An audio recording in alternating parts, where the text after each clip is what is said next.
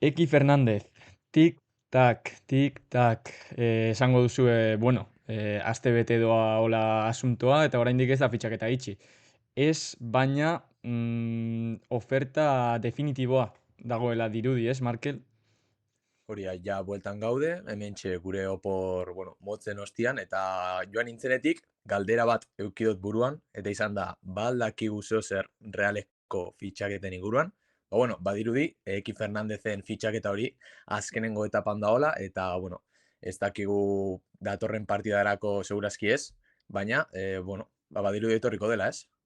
Bai, batez ere Argentinatik eta Arabiatik insistitzen ari dira, ez? Eginda dagoela edo egin egingo dela operazioa. Realak dakizuen moduan bere sekretismo horrekin jarraitzen du eta ez du informaziorik ematen, baina bai Argentinatik eta bai Arabiatik baieztatzen dute jokalariak etorri nahi duela eta Realak diru pixka bat gehiago eskaini duela, ez? Kasu honetan 19 milioi fijo izango ziren eta gero bonusak edo variableak deitzen direnak, ez? Ez da zifra baju bat, 19 milioi dira, eta badakigu horrek ez direla 19an geratuko, baizik eta pixka bat gehiago izango dela, baina jokalariak etorri nahi izateak, ba, horrek erraztuko du operazioa eta Asko dirudi horrezten du. itxiko dela, ez? Hori da, arabiar taldetik ere adierazten dute, operazioa egingo dela, ez? Orduan, ez taldek eta ez jokalariak ez baute trabaren bat jartzen, normalian operazioa beti itxen da, ez? Baitxare, alkatziak, Ez da erreza, berriro Ez da erreza. aurreko bideoko, ez? Arazo berdina, alkatziakek derrigortuta dau saltzera, ze, arabiar ligan, arau badakate, eta da 10 jokalari extrakomunitario, baino geixo ezin dituzte lauki, Mhm. eta momentu hontan 14 o 15 dituzte gehi erretekiren fitxaketa. Eta fitxaketa horretan 70 milioi jarriko dituzte. Hortaz, ze konklusio atera dezakegu hemendik? Saltzera behartuta daudela. Bai, justo arabiar taldeak ez daude diru faltan, baina egia esan Ez. 60 milioi usten badituzu jokalari baten, ba bueno, ez dago soberan jokalariak saltzea, ez? Beste gauzatxo bat atera dena, Mundo Deportibo argitaratu duena, esaterako, Eki Fernandezek Instagramen utzi duen pista da. Ze Instagramen agente inmobiliario batek argitaratu du publikazio bat Eki Fernandezekin, edo bere argazki bat argitaratu du, esanez, Bai. Realera etorriko dela, operazioa itxiko dela 22 milioi dolarretan, eta jokalariak like eman dio, bueno, agian tontakeri bat da, agian ez doa inora, baina hortxe Berotzeko dago, izan da ez? pixkat, ez? Hortxe dago Hori pista, da. ez? Like eman dio, horren nahi du esan, jokalariak ere badakila, bueno, Realarekin erlazionatzen zaiola sare sozialetan, eta, bueno, agian berak badaki zehose, ez? Fitxaketaren inguruan. Bai, badakigu jokalariak normalian, prentxaren aurrian gauza hauen inguruan ez dutela hitz egiten, ez? Baina, Mhm. Instagramen, Twitterren, pistaren bat, bai, usten dituztela. Gero, bestetik, Zubietara eta atxera bidaiatuz, bueltatuz, Urko González de Zarate gatzo medioen aurrean hitz egin zuan, eta, jokalari gazteritarrak zeinbait gauza nabarmentzeko esan zitsuan. Alde batetik bere espainoleko etapa, ondo etorri zitzaiola ez, bai minutu faltengatik, eta baita, batez ere konfiantza maila handixagoakin etortzen dalako. Bai, eske hori ikusi zen jokatzen hasi zen momentuan. Realean ez zuen protagonismorik izan, Imanolek ez zuen konfiantza hori Urkorengan, eta Espainolen Eta jokatzen zuan hasi berekin zenean kontatzen azkenean. ez zuen kontatzen, eta Hori da. hori horrela da. Kopako partida batzuk bai jokatzen zituela, ligan beste aukerarik ez zegoenean bai jartze zion, baina ez zuen konfiantza hori. Eta jokatzen hasi denean erregulartasunarekin erakutsi du benetan lehen mailako jokalaria dela, eta Real honetan Hori da.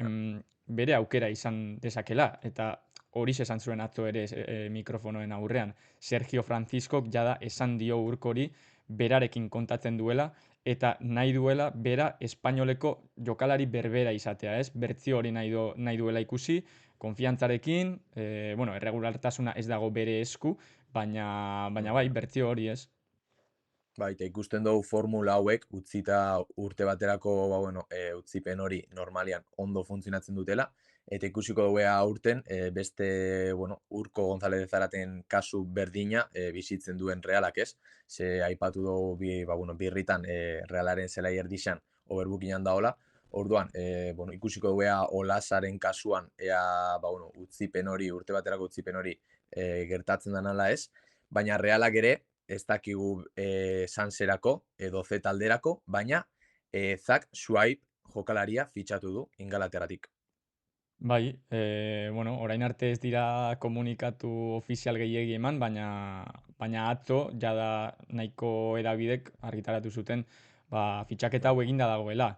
Ez dugu ikusi jokatzen, jokalari oso gaztea da, 18 urte ditu, eta uste dut lesio nahiko larri bat izan zuela, eta horrek ondorioak izan dituela, baina jada egonda Realarekin probatzen, Brightonekin uste dut ere probatu duela edo Bai, Premierreko probaren bat beste egin duela, bai. ekiporen batekin eta etorkizunari begira, jokalari nahiko interesgarria dela esaten dute.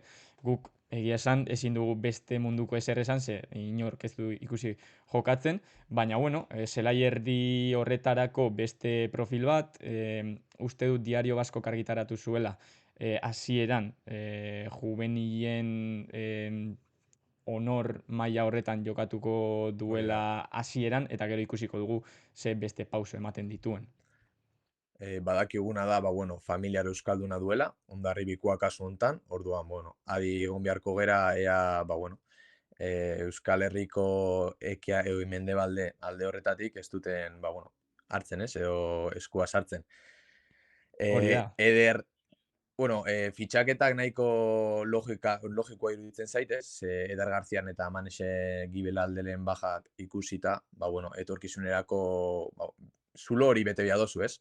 Orduan, gisa da, zuke petozun bezala igual juveniletan hasten dala, nik uste laster ikusiko dugula Realeko, gorago, ez?